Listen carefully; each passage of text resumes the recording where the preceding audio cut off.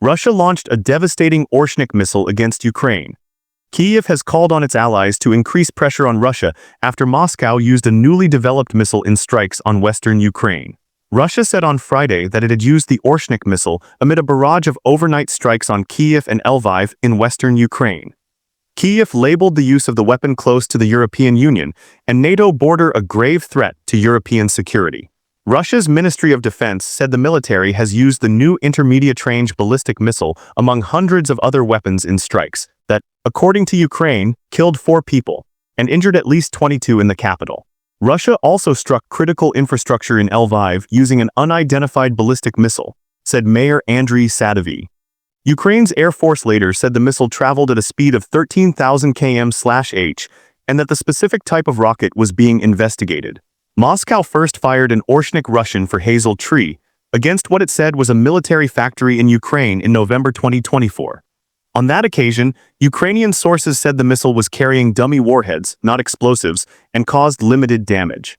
Russia has said that the intermediate-range Oreshnik missile is impossible to intercept because of speeds reportedly more than 10 times the speed of sound, and that its destructive power is comparable with that of a nuclear weapon, even when fitted with a conventional warhead. Some Western officials have expressed skepticism, suggesting that the weapon is not seen as a game-changer on the battlefield. The Defense Ministry in Moscow said that the attack was in retaliation for a Ukrainian drone strike on Russian President Vladimir Putin's residence last month. Ukraine and United States President Donald Trump have both rejected the Russian claim of the attack on Putin's residence. The ministry said the latest strike also involved other ground and sea-launched missiles to target Ukraine's critical infrastructure. Such a strike close to the EU and NATO border is a grave threat to the security on the European continent and a test for the transatlantic community.